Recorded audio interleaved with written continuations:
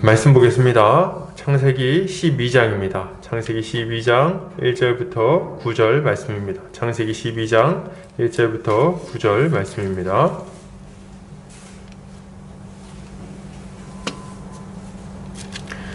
같이 제가 먼저 읽고 교독하도록 하겠습니다. 한 절씩 교독하고 마지막 절은 제가 봉독하겠습니다. 여호와께서 아브라함에게 이르시되 너는 너의 고향과 친척과 아버지의 집을 떠나 내가 내게 보여줄 땅으로 가라. 내가 너로 큰 민족을 이루고 내게 복을 주어 내 이름을 창대하게 하리니 너는 복이 될지라.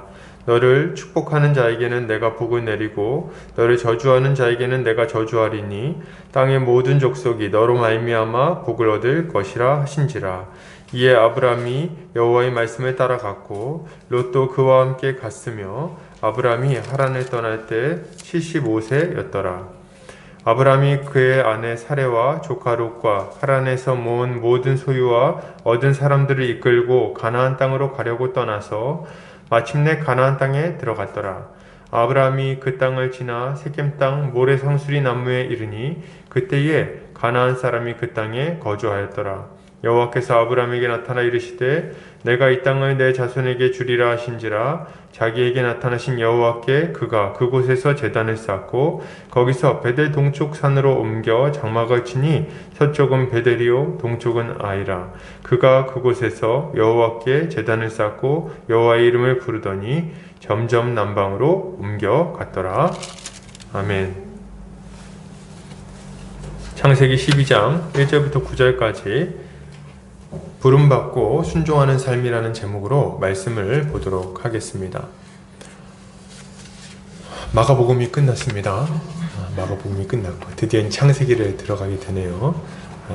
창세기를 통해서 우리 믿음의 조상 아브라함의 믿음을 살펴보고 하나님께서 그 인생을 어떻게 이끌어 오셨는지, 그리고 그를 통해서 구속 사역을 어떻게 진행하셨는지, 이런 것들에 대해서 같이 살펴보도록 하겠습니다. 지금 세상을 보면 시간이 갈수록 점점 더 악해져 가고 있다는 생각을 지울 수가 없습니다. 점점 더 악해져 가고 있는 것 같아요. 겉으로 보기에는 점점 더 화려해지고 점점 더 발전하는 것처럼 보이지만 실상 그 속을 들여다보면 온갖 종류의 부패한 문화와 그런 죄된 모습들이 자리 잡고 있습니다. 세상은 발전하는 만큼 더욱더 타락하는 것처럼 보이는 거죠. 아마 사실일 겁니다.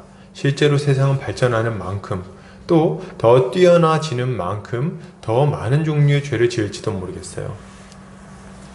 이런 와중에 교회에 대해서 이런 것들을 경계하고 또 억제하고 또 복음을 전파함으로 자정 능력을 갖게 해야 되는 교회마저도 좀 암담한 소식들이 계속해서 전해집니다.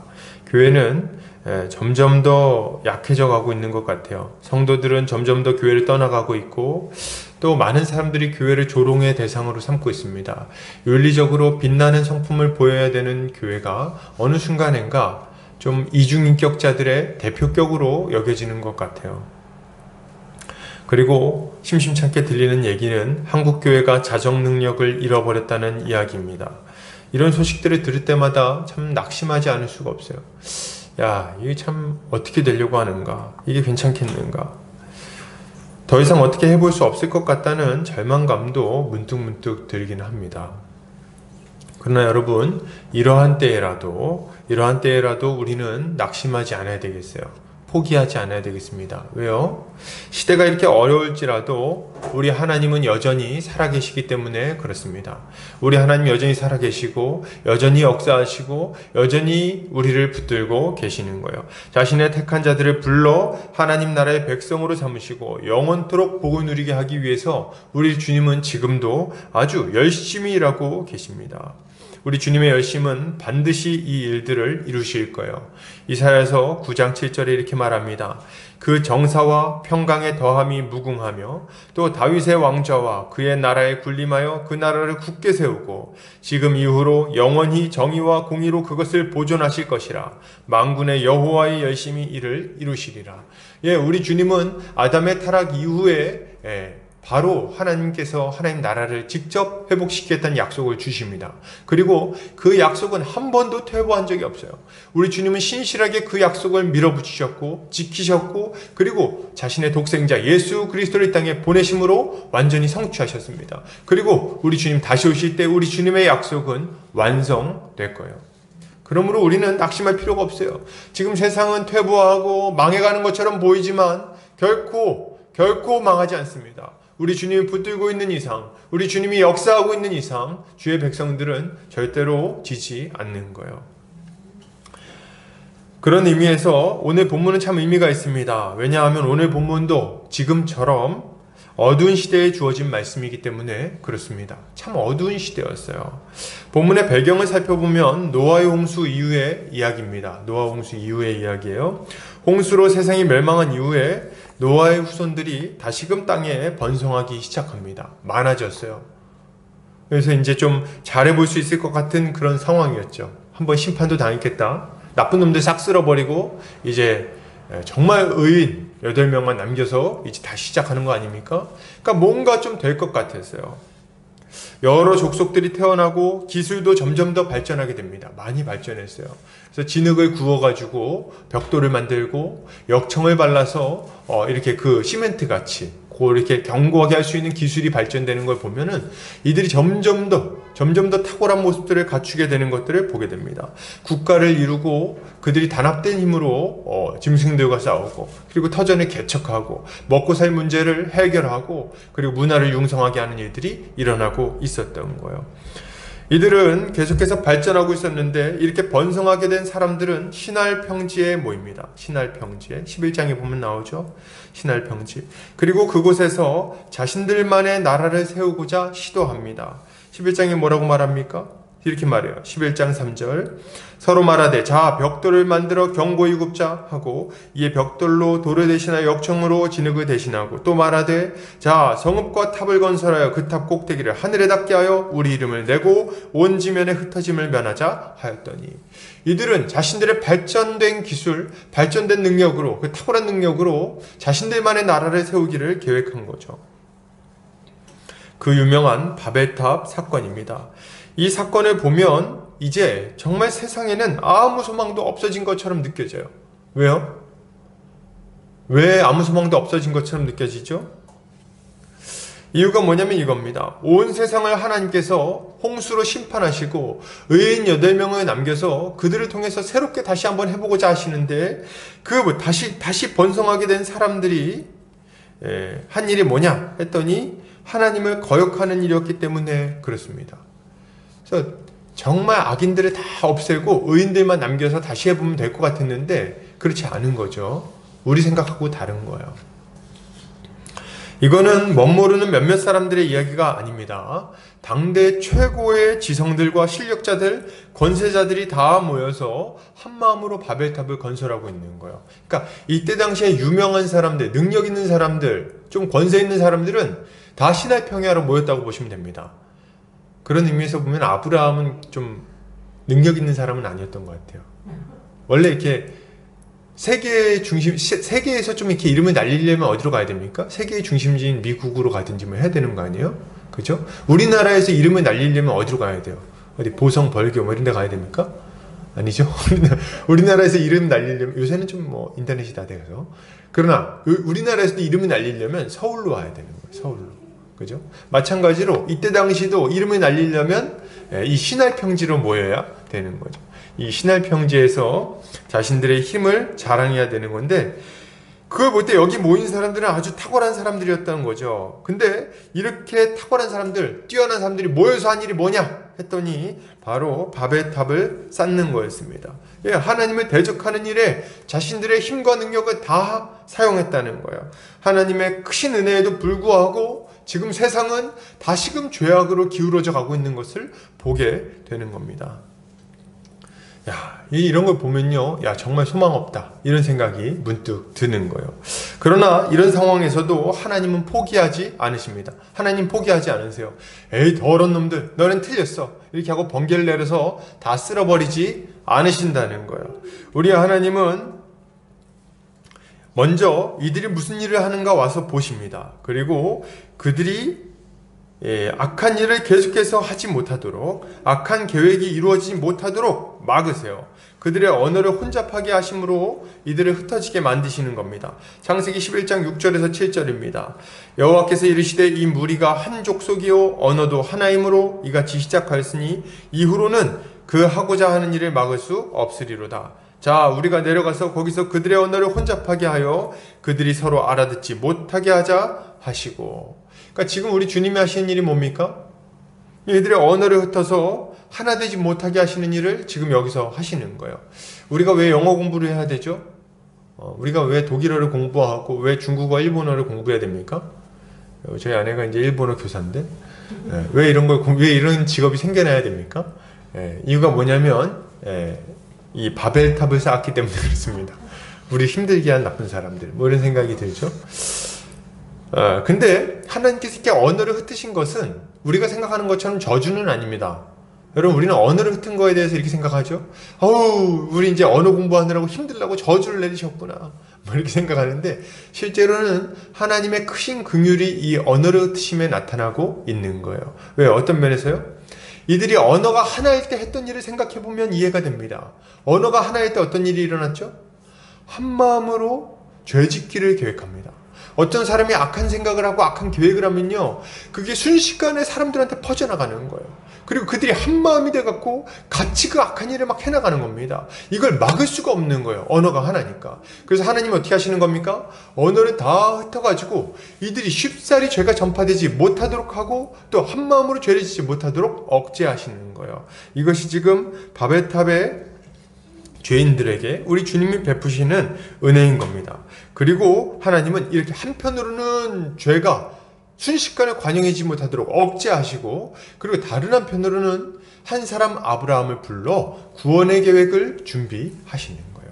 우리 하나님은 여자의 후손이 계속해서 이어져서 결국 우리 주 예수 그리스도가 오실 수 있도록 그 길을 준비하실 뿐만 아니라 하나님 나라의 모델 하우스를 세워서, 이스라엘을 세워서 다른 모든 열방이 주님께 돌아올 수 있도록 준비를 하시는 겁니다. 이게 우리 주님이 지금 하고 있는 일인 거예요.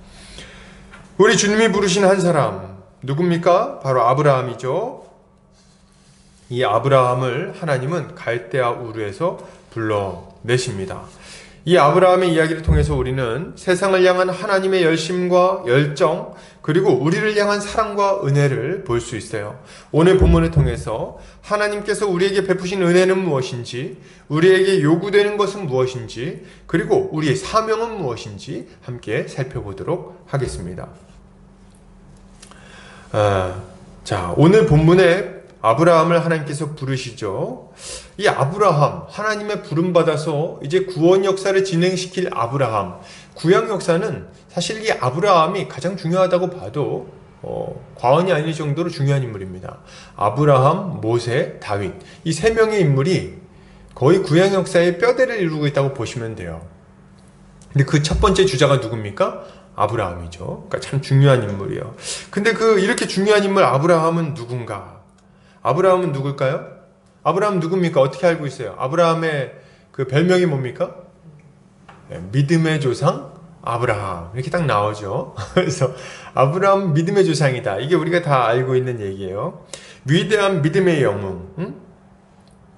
그래서 창세기 12장 이 아브라함의 부르심 본문을 다룰 때는 그의 순종에 대해서 많이 이야기하곤 합니다. 예, 맞아요. 우리 아브라함 같은 믿음은 참 놀라운 믿음이고, 이런 믿음은 칭찬받아 마땅한 믿음이기는 합니다. 순종의 표본이라고 볼 수 있어요.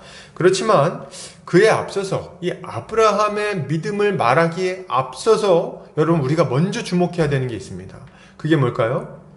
어떻게 아브라함은 이런 믿음의 결정을 내리고 우리 주님을 따라서 갈 수 있었는가?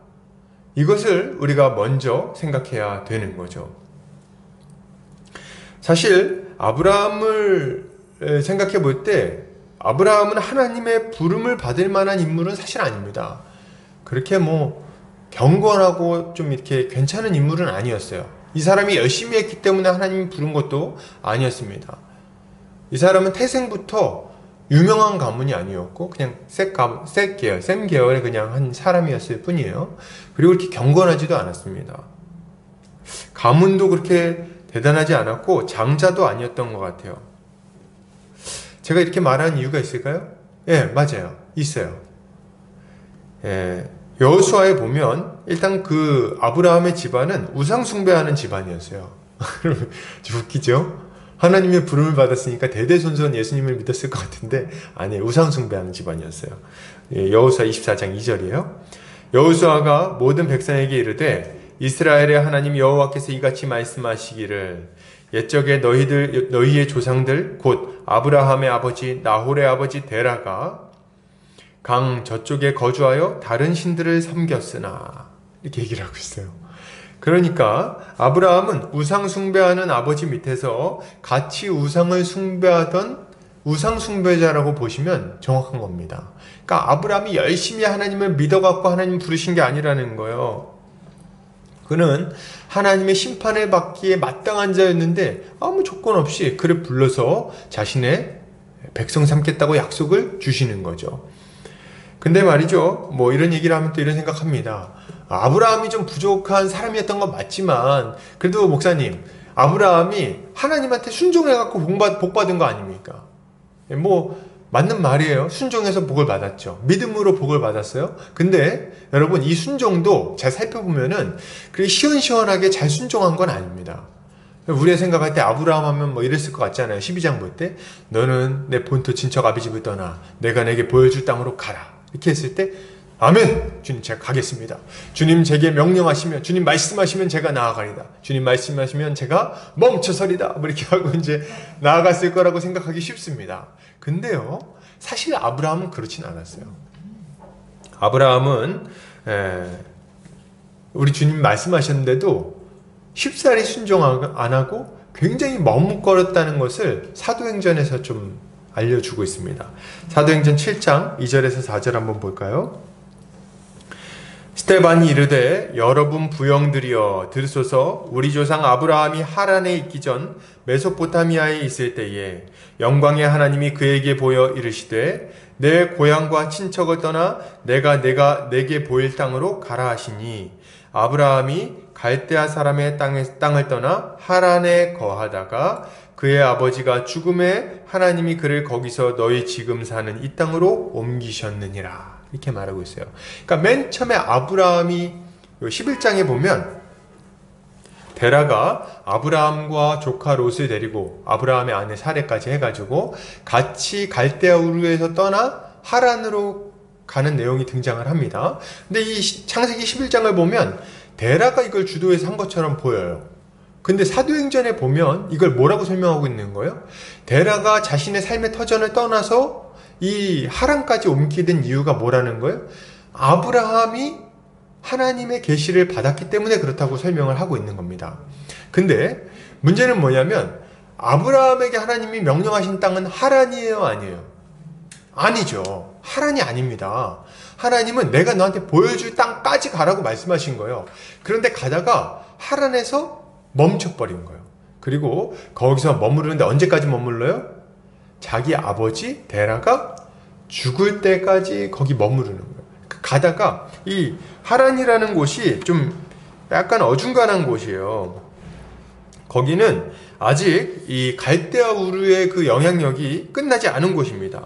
그래서 거기는 좀 익숙한 터전이라고 볼 수 있어요. 거기 아버지가 머무니까 자기도 이제 아브라함도 더 가는 거는 좀 오바 같고 이 정도면 충분할 것 같고 이제 거기 머무르는 겁니다.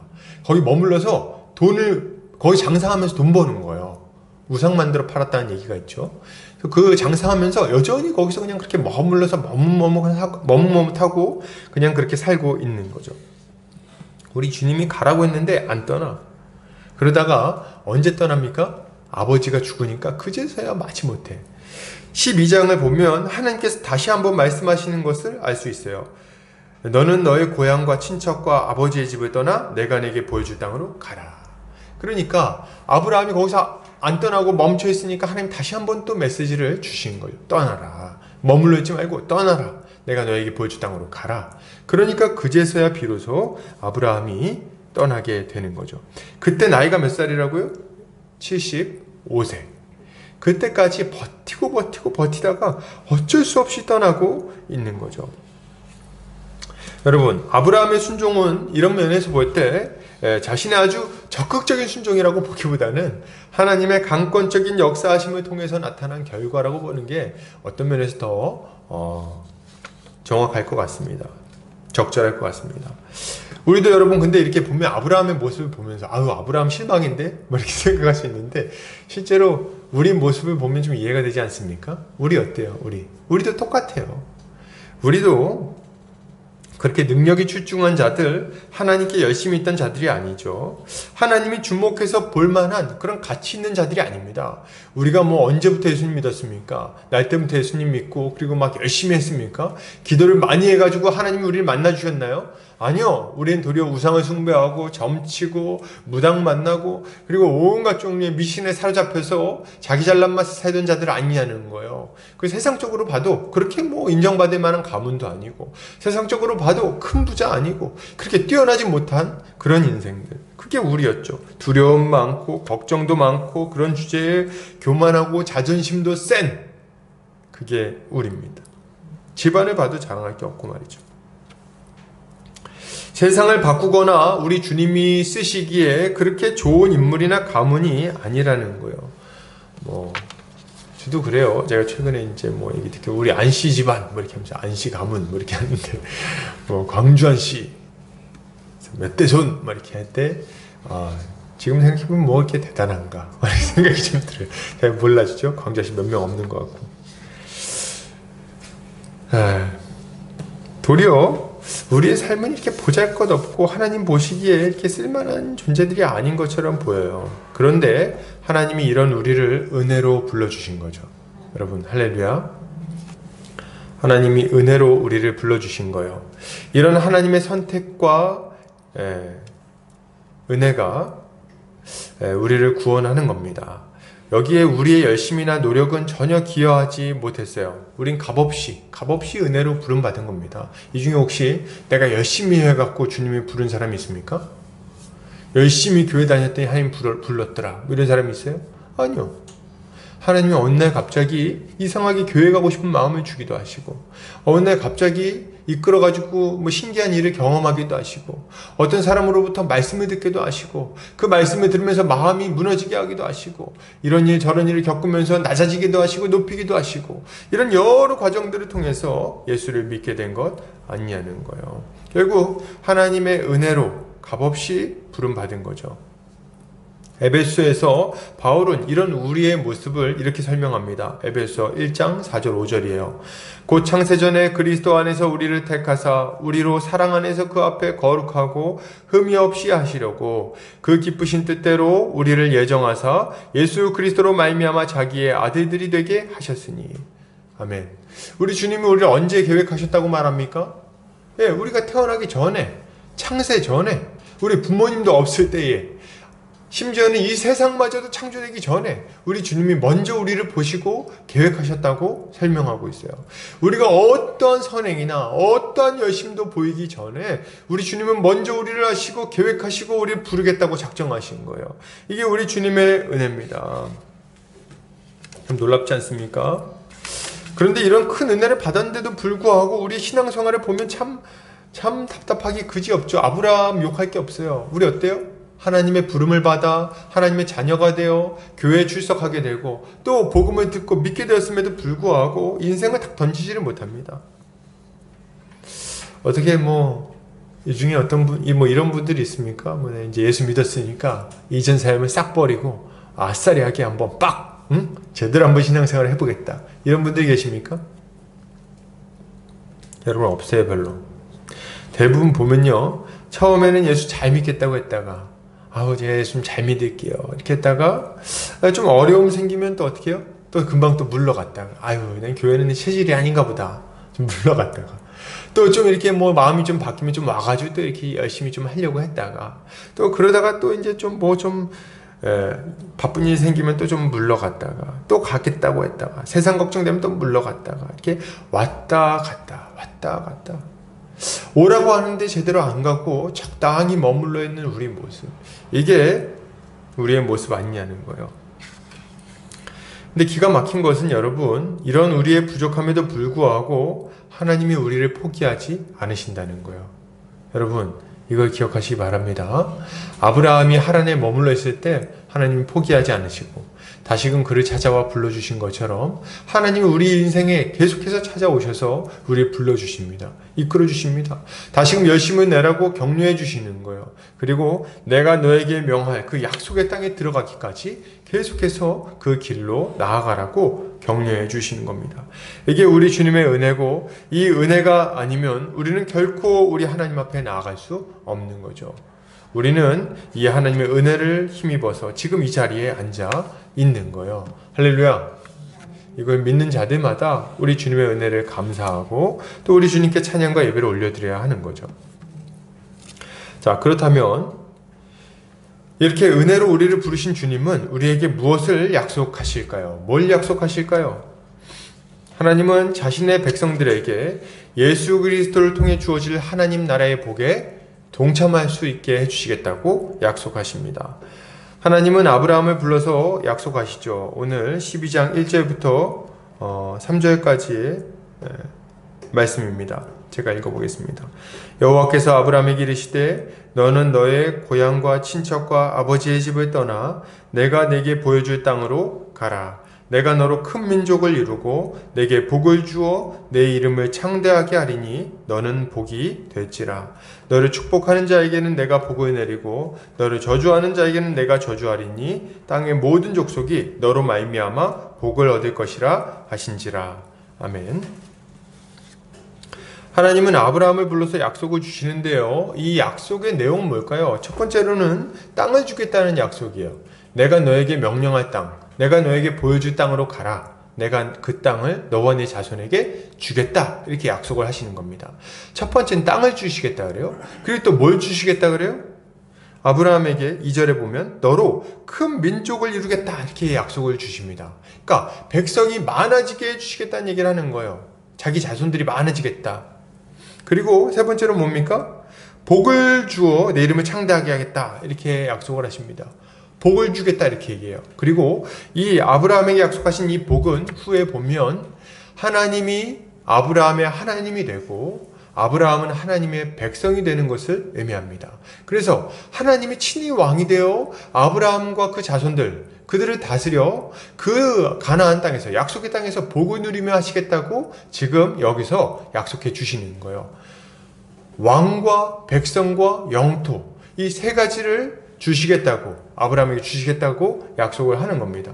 왕, 백성, 영토 이렇게 얘기하니까 뭐가 생각납니까? 나라가 생각나죠.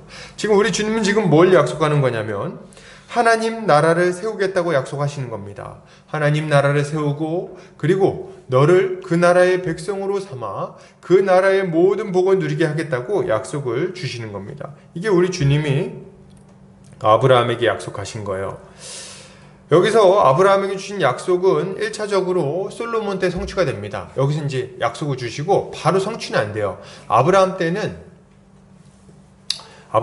이게 약속으로 이 하나님 나라가 주어지고 아브라함은 믿음으로 그냥 그것을 누릴 뿐입니다. 그러나 나중에 이게 완전히 이루어지는 날이 있는데 그게 언제입니까? 바로 솔로몬 왕 때예요.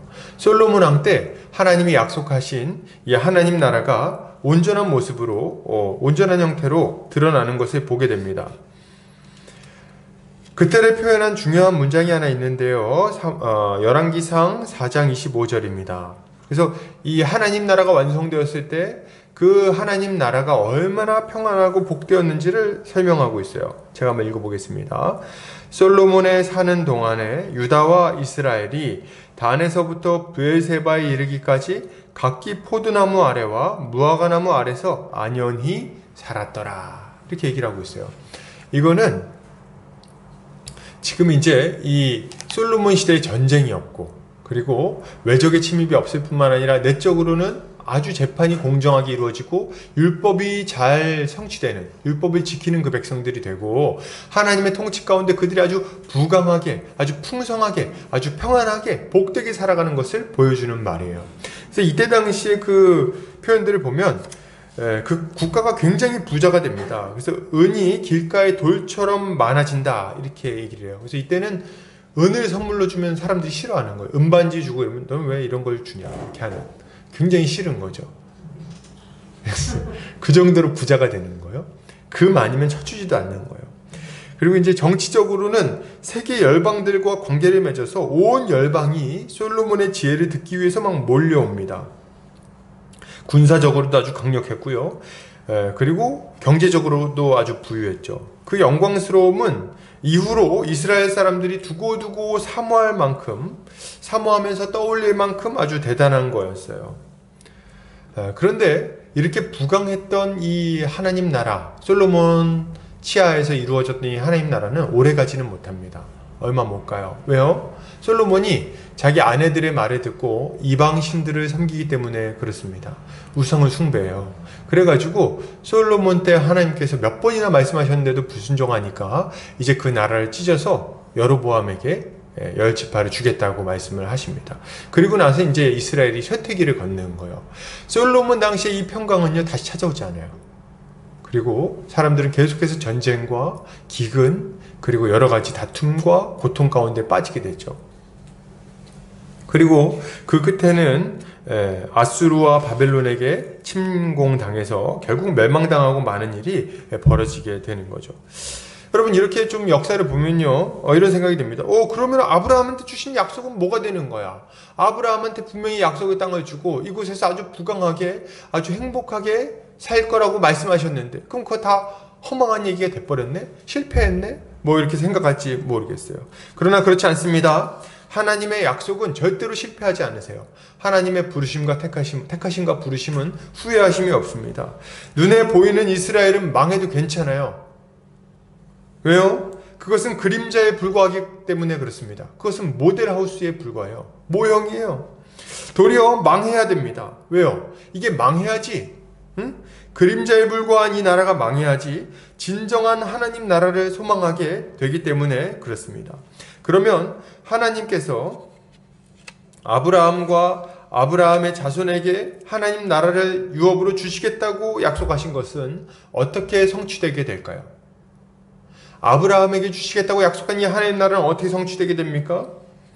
다시 창세기로 돌아오면 아브라함에게 주신 하나님 나라가 어떻게 주어지게 되는지가 설명이 되는데요.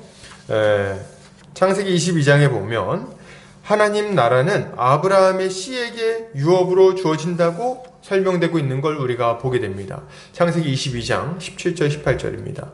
내가 내게 큰 복을 주고 내 씨가 크게 번성하여 하늘의 별과 같고 바다의 모래와 같게 하리니 내 씨가 그 대적의 성문을 차지하리라. 또 내 씨로 말미암아 천하 만민이 복을 받으리니 이는 내가 나의 말을 준행하였음이니라 하셨다 하니라. 그래서 지금 이건 이삭을 번제로 바치려고 바치라는 명령에 순종한 다음에 그때 이제 실제로 번제로 바치는 않았죠. 그렇게 순종할 독생자를 아끼지 않고 바치려는 그 순종 앞에서 하나님께서 이렇게 복을 선포하시는 거예요. 그래서 이제 하나님이 아브라함에게 약속한 것은 아브라함의 씨에게 주어질 것이라는 게 여기서 아주 명확하게 드러납니다. 그런데 그럼 이 씨는 뭐냐? 아브라함의 씨는 누구냐? 이런 좀 의문이 생겨요. 여기서 씨는 스페르마타라는 단어가 쓰이는데 이 단어는요 단수로도 쓰이고 복수로도 쓰여요. 그러니까 단수로 쓰일 때는 뭐예요? 아브라함의 자손 이렇게 하는 거고 복수로 하면 아브라함의 자손들 이렇게 설명이 되는 겁니다. 그런데 이스라엘 백성들은 이것을 복수로 이해했어요.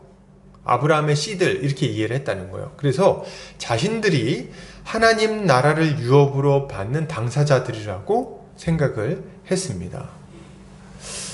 그런데 신약에 넘어옴 이런 식으로 생각하면 어때요? 이걸 씨들로 복수로 해석하면 어떻게 되는 거예요? 하나님의 약속은 실패한 게 돼요. 그죠? 왜냐하면 아브라함의 씨들인 이스라엘이 망하니까. 그러면 실패한 게 돼버려요. 근데 말이죠. 신약으로 넘어오면 바울이 이것을 정말 기가 막히게 다시 해석을 해줍니다. 갈라디아서 3장 16절이에요. 볼게요. 이 약속들은 아브라함과 그 자손에게 말씀하신 것인데 여럿을 가리켜 그 자손들이라 하지 아니하시고 오직 한 사람을 가리켜 내 자손이라 하셨으니 곧 그리스도라. 이렇게 설명을 합니다.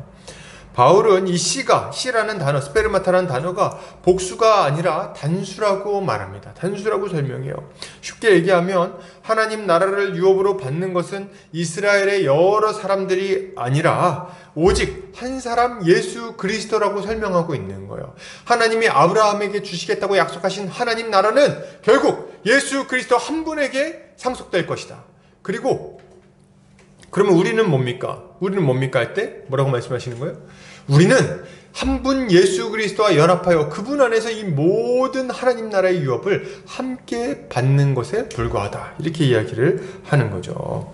여러분, 바울은 하나님 나라를 유업으로 받을 아브라함의 씨가 예수 그리스도 외에는 없다고 아주 확실하게 얘기해요. 그만이 정당한 상속자라고 말합니다. 왜요? 하나님의 법을 100% 완벽하게 순종한 사람은 예수 그리스도 외에는 없기 때문에 그렇습니다. 바로 이 예수 그리스도를 믿음으로 말미암아 그 안에서 함께 하나님 나라에 동참하는 것 외에는 누구도 이 하나님 나라의 복에 동참할 수 없는 거예요. 여러분, 다시 말하지만 구약이든 신약이든 하나님 나라의 정당한 상속자는 예수 그리스도 한 분밖에는 없습니다. 한 분밖에 없어요.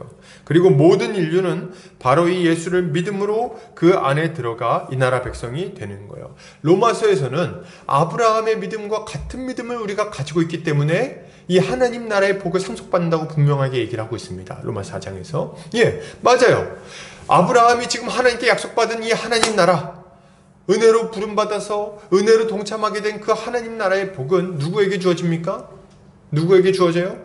아브라함과 같은 믿음을 가지고 예수 그리스도와 연합한 자들에게 주어지게 되는 거예요. 그들은 값없이 은혜로 이 은혜에 동참하게 되어 이 하나님 나라의 복을 누리게 되는 거죠. 우리가 바로 그러한 자들인 거예요. 그럼 이 하나님 나라의 복, 이건 어디서 누립니까? 어떻게 누려요? 예수 그리스도를 믿을 때 교회가 되므로 교회 안에서 이 복을 누릴 수 있게 되는 거죠. 교회는 하나님과 화평한 자가 되었으므로 그와 화평을 누리게 됐어요. 하나님과 친밀한 관계를 맺고 그와 함께 거하며 그의 다스림 가운데 살아가게 됩니다. 하나님의 통치 가운데 순종함으로 기쁨을 누리게 되는 거죠. 그분의 사랑을 날마다 확인하고 기도를 통해 우리의 필요를 구하죠. 얼마나 멋집니까? 이게 다가 아니죠. 예수 안에서 연합한 형제 자매들과 함께 교제를 나누며 떡을 떼고 삶을 공유하며 살아갑니다. 예, 이렇게 함으로 솔로몬 시대에 이루어졌던 풍성한 복이 이제 교회 안에서 다시 풍성하게 임하게 되는 거예요. 사도행전 4장 32절에서 이 35절에 보면 이렇게 말합니다. 믿는 무리가 한 마음과 한 뜻이 되어 모든 물건을 서로 통용하고 자기 재물을 조금이라도 자기 것이라 하는 이가 하나도 없더라. 사도들이 큰 권능으로 주 예수의 부활을 증언하니 무리가 큰 은혜를 받아 그 중에 가난한 사람이 없으니 이는 밭과 집 있는 자는 팔아 급한 것의 값을 가져다가 사도들의 발 앞에 두매 그들이 각 사람의 필요를 따라 나누어 줌이라. 그래서 여기 보면은 사도행전에 보면 이런 얘기가 딱 나와요. 굉장히 인상 깊은 얘기 하나 나오는데 뭡니까? 그때에 가난한 자들이 없었다. 이렇게 표현이 딱 나옵니다. 이 가난한 자들이 없었다는 표현은 솔로몬 시대에 딱 나와요. 솔로몬 때 길가에 은을 돌처럼 많게 했다. 이렇게 얘기하고 그때 이후로는 계속 빈곤과 가난과 고통이 있습니다. 근데 이 빈곤의 문제가 딱 해결되는 게 뭐예요? 언제예요? 사도행전 2장에 교회가 탄생하면서 이 문제가 해결이 됩니다. 어떻게 해요? 많이 가진 자가 자기가 가진 것을 팔아 가난한 자들에게 나누어 줌으로 그 적게 가진 자도 부족함이 없게 되는 그런 역사가 일어나게 되는 거죠. 그리고 그 안에서 서로 사랑으로 섬기고 또 사랑으로 서로 교제하면서 하나님 나라의 풍성한 복을 누리게 되는 겁니다. 여러분, 이것이야말로 그리스도를 통해 교회 안에서 이미 시작된 하나님 나라를 누리며 살아가는 삶이죠. 사랑하는 우리 성도님들, 예수 그리스도를 믿으십니까? 그렇다면 우리는 이 하나님 나라의 백성이 되어 하나님 나라에 동참한 자들이 되는 거예요. 자, 그렇다면 우리 좀 더 한 걸음 더 나가 보도록 하겠습니다. 우리가 이런 은혜를 받은 자들이에요. 그렇다면 이 복에 동참하기 위해 우리에게 필요한 것은 무엇입니까? 계속해서 그걸 누리기 위해서 필요한 건 뭐예요? 바로 믿음입니다. 오늘 아브라함은 하나님께 명령을 받아요. 하나님 뭐라고 명령하세요? 너의 본토 친척 아비집을 떠나 내가 내게 명령할 땅으로 가라. 이렇게 명령을 하시죠. 이것을 한마디로 표현하자면 믿음으로 순종하라는 말이라고 볼 수 있어요. 믿음으로 순종해라. 히브리서 기자는 이렇게 말합니다. 히브리서 11장 8절이죠. 믿음으로 아브라함은 부르심을 받았을 때에 순종하여 장래의 유업으로 받을 땅에 나아갈새 갈 바를 알지 못하고 나아갔으며, 이렇게 얘기를 해요. 그래서 아브라함의 순종을 뭐라고 표현합니까? 믿음, 이렇게 표현을 합니다. 즉 아브라함은 믿음으로 갈대아 우르에서 하란으로 가고 또 하란을 떠나 가나안 땅으로 향했다고 말하고 있는 거죠. 오늘 본문은 이러한 아브라함의 믿음을 두 가지 모습으로 표현하고 있습니다. 뭘까요? 두 가지 액션이 필요하다는 거예요. 첫 번째로는 본토 친척 아비집을 떠나는 것이고, 두 번째는 뭡니까? 하나님이 보여줄 땅으로 가는 겁니다. 이게 하나님이 아브라함에게 요구하는 믿음의 모습인 거예요. 자, 먼저 아브라함에게 있어서, 그러니까 제가 이걸 좀 말씀드리고 싶어요. 여러분, 우리가 있잖아요. 하나님을 믿겠다, 하나님의 복을 계속해서 누리고 싶다 이렇게 할 때 우리에게 요구되는 게 이거예요. 우리에게 요구되는 믿음이 아브라함에게 요구되는 믿음과 같은 믿음입니다. 뭐예요? 떠나고 우리 주님이 명하신 곳으로 가는 것. 이게 중요합니다. 뭐 신천지에서는 이걸 가지고 별 이상한 얘기를 해요. 야, 성경에 보면 본토 친척 아비집을 떠나라 그랬잖아. 그러니까 가출해. 뭐 이렇게 얘기를 하는 거예요. 이런 바보도 아니고 그런 얘기를 합니까? 그럼 갈대아 우르에서 저기 가나안 땅으로 가든지, 제대로 해석할 거면. 그것도 아니고 말이죠. 그래서 뭐 이런 식으로 이렇게 엉뚱하게 해석하는 경우가 있는데 그렇지 않아요. 먼저 우리가 이 본문을 제대로 이해하려면, 떠나고 가라는 말을 제대로 이해하려면 뭘 이해해야 돼요? 뭐에서 떠나야 되냐, 이걸 알아야 될 거 아니에요. 본토 친척 아비집이 뭐냐, 이걸 이해해야 될 거 아닙니까? 그래야지 떠나라는 이 하나님의 명령을 이해할 수 있는 거예요. 먼저 아브라함에게 있어 본토 친척 아비집을 떠나라는 것은 뭘 의미합니까? 그것은 자신이 살던 세상의 풍조를 떠나라는 것을 의미하는 거예요. 이전에 그가 살던 메소포타미아 지방의 악한 관습과 문화와 종교를 떠나야 된다는 것을 의미하는 겁니다. 아브라함이 아버지를 떠나야 되는 이유가 뭐예요? 폐륜을 저지르라는 말입니까? 아니요, 그게 아니에요. 바보 같은 얘기죠. 아브라함의 아버지가 하던 일을 하지 말라는 거예요. 아브라함의 아버지가 무슨 일을 하고 살았는데요? 아까 전에 여호수아서 읽었지만 아브라함의 아버지는 우상을 만들어 팔던 사람입니다. 우상 숭배하던 자예요. 예, 아브라함이 자신의 아버지가 했던 것처럼 우상 숭배하는 삶을 살았다면 이제 그 삶을 떠나야 된다는 얘기를 하고 있는 거예요. 예, 돈이 최고라서 돈 버는데 목을 매가지고 한평생 돈 벌려고 아등바등하면서 다른 거 돌아보지 않고 살던 삶이 아브라함이 이전에 살던 삶이라면 이제 그런 삶을 떠나야 된다는 걸 이야기하고 있는 거예요. 탐욕스럽게 돈 벌기 위해서 다른 사람 어찌 되든지 신경 쓰지 않고, 죄도 적당히 져가면서 적당히 쾌락을 추구하면서 적당히 자신을 위해서 살던 삶이 이전에 살던 삶이라면 이제 아브라함은 그런 삶을 버려야 되는 거예요. 이제 그런 것들 떠나버려야 되는 거예요. 그걸 의지하지 않고 거기서 멀리 떠나는 것, 이것이 바로 본토 친척 아비집을 떠나는 겁니다. 그리고 어디로 가야 됩니까? 하나님이 명하시는 곳으로 가야 돼요. 하나님 나라의 백성이 되었으니 하나님 나라 백성의 삶을 살아야 된다는 것을 의미합니다. 지금 아브라함이 가는 곳이 어디입니까? 가나안 땅이죠. 가나안 땅은 지금 뭘 의미해요? 가나안 땅은 하나님이 다스리는 하나님 나라를 의미합니다. 하나님의 통치를 받으며 사는 곳을 의미하는 거예요. 뭐 이렇게 얘기하면 그럼 교회 자주 오라는 얘기입니까? 아니, 뭐 그런 얘기 아니에요. 그런 얘기가 아니라 하나님의 통치를 받는 삶으로 이제 우리가 바뀌어야 된다는 얘기를 하는 거예요. 이전에 세상을 의지하고 세상에 매여가지고 살아가던 삶을 이제 그만 버리고, 죄악된 삶, 옛사람에 매여있던 삶을 버리고 이제 하나님의 통치를 받으며 하나님께 매여서 하나님을 의지하며 살아가는 삶으로 이제 바뀌어야 된다는 이야기를 하는 겁니다. 그런 삶을 살아가야 된다는 거예요. 우리 주님이 원하는 삶은 이런 거예요. 우리 주님이 원하는 믿음은 떠나고 가는 겁니다. 예, 이전의 삶을 떠나서 우리 주님이 명령하시는 이 거룩한 삶으로 나아가야 되는 거예요. 언제까지 우상 숭배하면서 언제까지 죄에 매어가지고 언제까지 그렇게 살아가겠냐는 거예요. 이제 그만 떠나야지. 우리 주님은 아주 단호하게 이것을 요구하십니다. 우린 잘 못 떠나죠. 아까도 살펴봤던 것처럼 미적미적하고 머물러 있습니다. 못 가, 잘.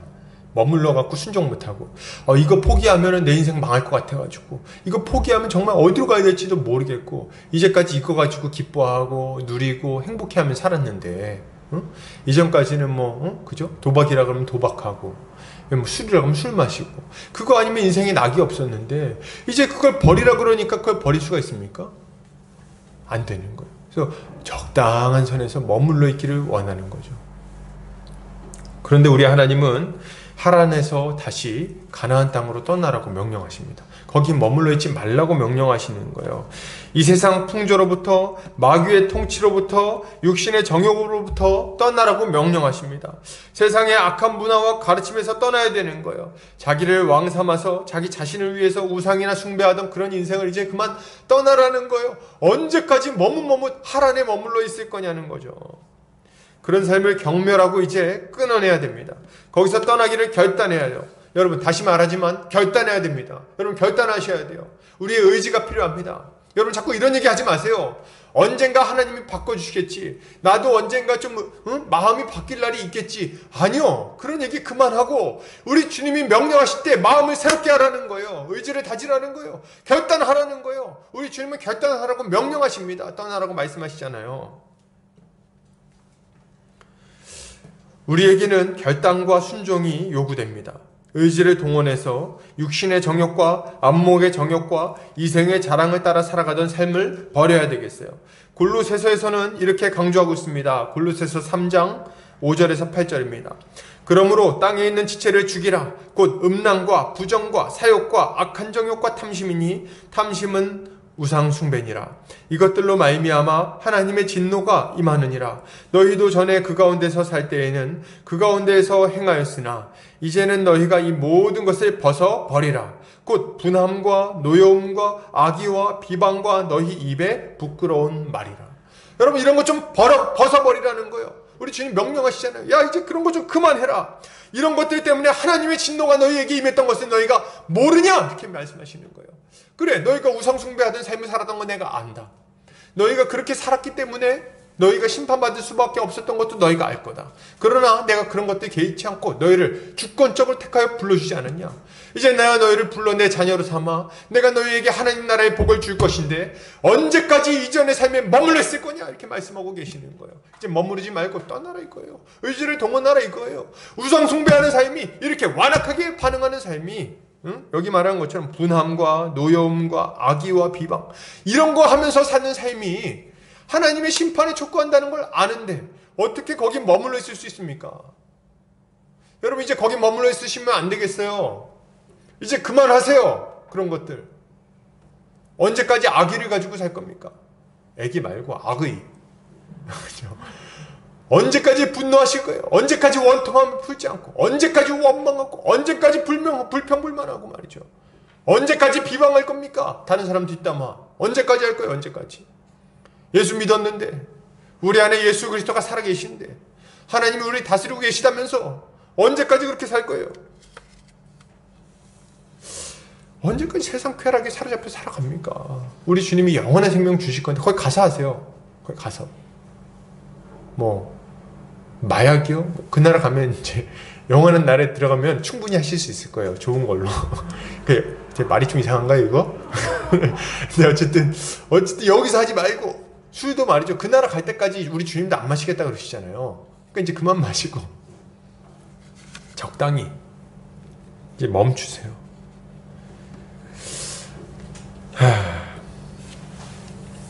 그렇지만 제가 이렇게 말을 하지만 이게 결코 쉬운 일이 아니라는 건 제가 압니다.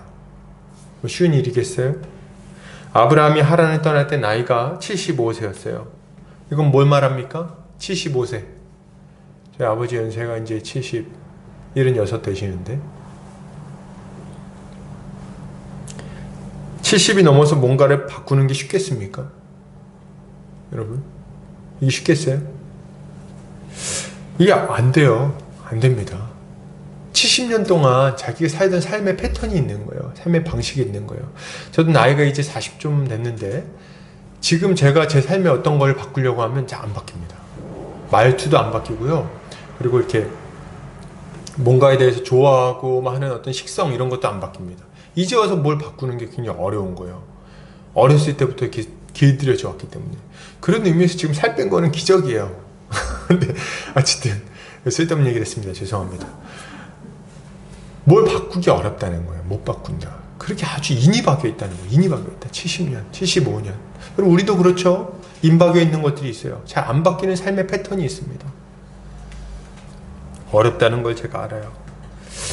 이건 참 어렵고 불편한 일이고 고통스러운 일입니다. 그런데 말이죠, 여러분. 하나님은 그렇게 하라고 요구하셨고 아브라함은 순종함으로 그러한 삶을 살았어요. 고통스럽고 두려운 일이었음에도 불구하고 그는 순종했다는 겁니다. 갈 바를 알지 못했어요. 이제 내가 어떻게 살아야 될지도 잘 몰랐어요. 근데 하나님의 명령에 순종함으로 하나님께 칭찬받고 믿음의 조상이라는 위대한 칭호를 받지 않습니까? 여러분, 우리에게도 순종이 필요해요. 결단이 필요해요. 기존의 삶이 너무 편하고 익숙하지만 이제 그만 바꿀 때가 되었다는 거예요. 여러분, 굳은 결단이 필요해요. 정말 굳은 결단이 필요합니다. 간절히 바라세요. 정말 바꾸고 싶다. 하나님 은혜를 주십시오. 능력을 주십시오. 기도하세요. 정말 바란다면, 바뀌길 바란다면, 내 인생이 새로워지길 바란다면 하나님께 간절히 기도하시기 바랍니다. 이게 그냥 좀 바꿔주세요. 이 정도 말하는 걸로 좀 안 되면 더 간절히 기도하세요. 금식도 하고 하나님께 매달리세요. 우리 주님 바꿔달라고, 은혜를 달라고, 내 인생이 새로워지길 바란다. 기도하시길 바랍니다. 우리가 죄를 버리고 거룩한 삶을 살려고 하면 사람들이 이렇게, 주변 사람들이 반응할 거예요. 그래? 너 바꾼다고? 야, 너 이제 그거 안 한다고? 야, 작심삼일이야 임마. 너 얼마나 하나 내가 볼게. 이런 얘기를 대번 할 거예요. 누가? 여러분이 가장 가까운 사람들이. 그리고 이렇게 얘기할 겁니다. 야, 너 어느 정도면 열심히 하다가 막 포기하고 싶으면 그때 이렇게 얘기할 거예요. 야, 됐어. 그 정도면 잘한 거야. 그 정도면 됐어. 충분히 했어. 너의 그 의기를 내가 알아줄게. 그 정도면 충분하다. 이제 좀 했대. 봐줄게. 자기가 뭔데 봐주고 말고를 합니까? 우리의 의지를 꺾는 말이 참 많기도 많아요. 그리고 뭐 이렇게 한다 그러면 자꾸 이제 이런 표현도 쓰죠. 아유, 그거 한다고 됐다 그래. 됐다 그래. 뭐 하긴 뭘 해. 됐다 그래. 70평생 그렇게 살았어. 못해. 못하겠죠. 그럼 그냥 그렇게 살다 죽습니까?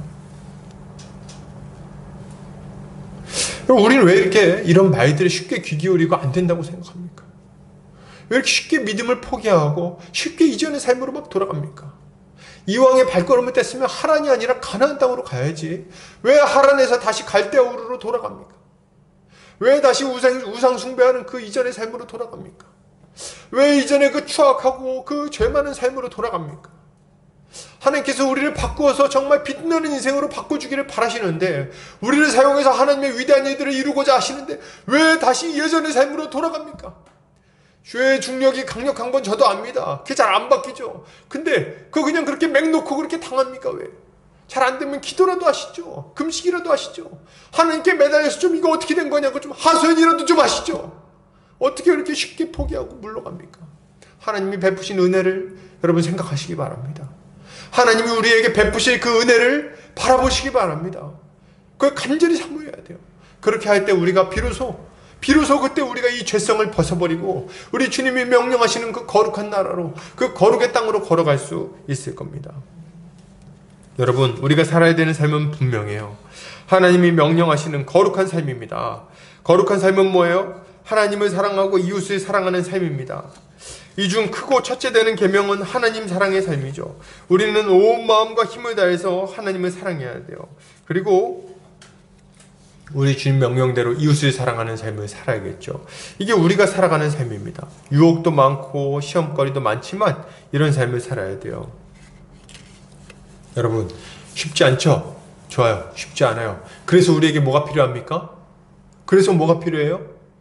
날마다의 은혜가 필요한 거예요. 날마다의 은혜가. 제가 그런 얘기를 종종 하는데, 예배를 빠지지 마라. 말씀 듣는 것을 게을리하지 마라. 기도하는 일을 게을리하지 마라. 이렇게 얘기를 합니다. 왜요? 목사도요, 2달만 교회 안 나오면 이상한 사람 됩니다. 뭐 별 수 없어요. 용가리 통뼈가 없습니다. 진짜예요. 여러분, 제가 목사라 할 수 있는 말이에요. 제가 교회를 2달 동안은 빠지고 그냥 막 세상에서 막 이렇게 그냥 좀 넉넉히 살면요, 아주 정말 상상도 못할 이상한 사람이 돼버릴 거예요. 오래 걸리지도 않습니다. 2달이면 충분해요. 여러분, 우리가 이 세상에서 정말 이렇게 죄 많고 유혹 많고 시험거리 많은 세상에서 믿음을 지키면서 사는 것은 결코 만만한 일이 아닙니다. 우리에게 필요한 건 뭐예요? 하나님께 예배하며 하나님께서 베푸시는 그 은혜를 날마다 공급받는 겁니다. 이게 우리에게 필요해요. 아브라함이 가나안 땅에 들어가서 하는 일이 뭡니까? 보세요. 가나안 땅 들어가서 하는 게 뭔지. 돌아다니면서요, 제단을 쌓습니다. 그러니까 이건 이제 다른 일도 했겠죠. 목축도 하고 뭐 했을 거예요. 근데 여기 딱 보면은 아브라함이 제단을 쌓아요. 그리고 여호와의 이름을 부르고, 또 지나가면 하는 일이 뭐예요? 어디 도착하면, 어떤 지역에 딱 가면 하는 일이 제단 쌓는 일이에요. 제단 쌓고, 그리고 하나님을 예배하고. 이게 아브라함이 하는 일입니다. 여러분, 제단을 쌓았다는 건 제사 드렸다는 말인데, 여러분, 제사는 뭘 의미해요? 복음의 기초 배우신 분들은 다 알죠. 제사는 뭘 상징합니까? 제사는 예수 그리스도를 보여주는 거예요. 예수 그리스도. 우리 죄인 된 우리가 어떻게 하나님 나라에 들어갈 수 있는지를 알려주는 가장 중요한 계시가 제사입니다. 그래서 한 생명이 우리의 죄를 대신해서 죽어야만 우리의 죄가 씻어지고 하나님 나라에 들어갈 수 있구나. 근데 이 양이나 염소가 죽어도 되지 않으니까 언젠가 우리를 위해서 한 보배로운 피를 들이실 하나님의 보내실 그분이 오셔가지고 우리 대신해서 죽겠구나. 이거를 생각하게 만드는 게 제사 아닙니까? 이거를 지금 아브라함이 가는 곳마다 하는 거예요. 왜요? 왜 이런 짓을 하는 거죠? 자신이 지금 어떻게 하나님의 백성이 되었는지, 어떻게 하나님 나라 백성으로서 거룩하게 살 수 있는지를 아는 거예요. 그래서 이런 삶을 살아가는 겁니다. 늘 십자가의 은혜를 기억하고, 늘 하나님의 은혜를 기억하고 우리 주님께 붙들려서 살아가고자 하는 거죠. 여러분, 우리도 마찬가지예요. 우리가 하나님이 명령하시는 거룩한 삶을 살기 위해서는 이런 모습이 필요한 거예요. 날마다 십자가를 의지해서 하나님을 예배하는 겁니다. 기도해야 되겠어요. 말씀을 봐야 되겠어요. 우리 주님의 은혜를 구해야 합니다. 그렇게 할 때 우리 주님은 우리에게 날마다 거룩한 삶을 살 수 있는 힘과 능력을 베풀어 주실 거예요. 마지막으로 우리는 주님이 맡기신 사명을 또한 감당해야 되겠습니다. 열방이 주께로 돌아오도록 해야 되는 거예요. 오늘 본문에 보면 12장 보면 3절에서 이렇게 얘기하죠. 너를 축복하는 자에게는 내가 복을 내리고 너를 저주하는 자에게는 내가 저주하리니 땅의 모든 족속이 너로 말미암아 복을 얻을 것이라 하신지라.